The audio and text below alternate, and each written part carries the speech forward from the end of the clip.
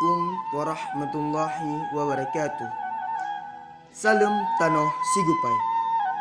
Kami dari Sanggar Seni Rangkang Budaya Aceh Barat Daya akan menampilkan salah satu tarian tradisional Aceh, yaitu Rapa Igeleng. Apa itu Rapa Igeleng? Rapa Igeleng adalah sebuah alat musik perkusi atau gendang yang berasal dari Desa Senolok, Kecamatan Mangging, Kabupaten Aceh Barat Daya. Dan hingga saat ini, Rapa Igeleng tersebar ke pelosok Nusantara yang bertujuan sebagai media dakwah dan hiburan. Juga memperkenalkan budaya Aceh ke seluruh dunia, terutama Indonesia.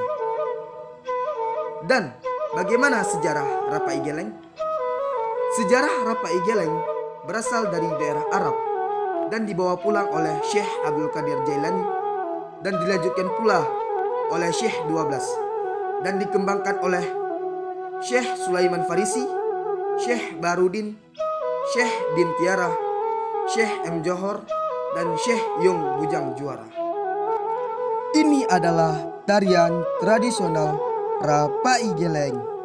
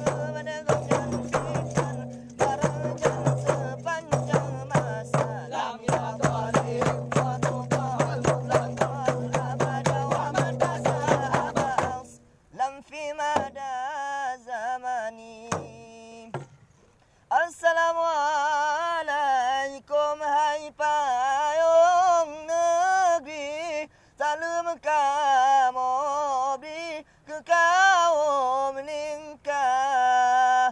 Assalamualaikum, salam ulun beri, nyu tampil tari dari abdiah. Assalamualaikum, hai payung negeri, salam kamu berikan budaya. Assalamualaikum, dua kurutin nonton Rapa irangkang budaya. Hum laile hala, ilela hum hala. Ilaut arumo pulau perahu, dua-dua helakan belela budaya do bertajaga. Hum lele hala, ilela hum lele hala. Ilaut arun pulau perahu, dua-dua helakan belela budaya do bertajaga. Hum laile hala, ilela hum hala. Ilaut arumo pulau perahu, dua-dua. Alhamdulillah.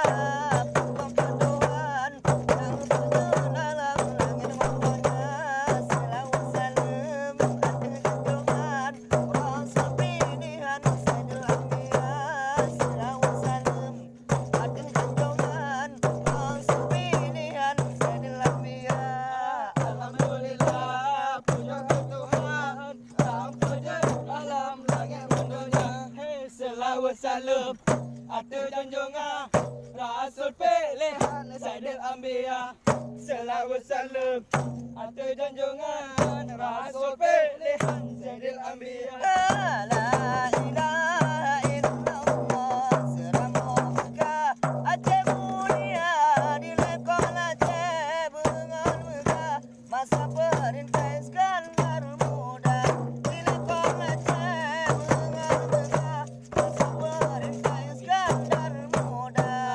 La ilaha illallah, seramo megah Aceh mulia, Aceh bengal megah, masa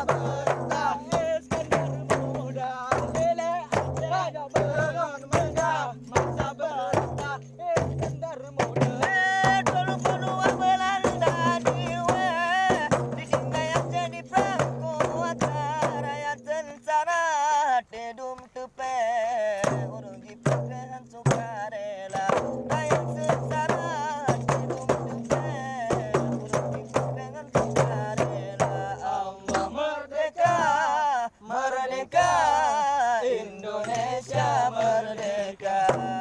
17 menelapan ke ujung tiang di bendera, pedoman penghayatan pengamalan Pancasila. Pancasila gejok kedongsan, gejok lambang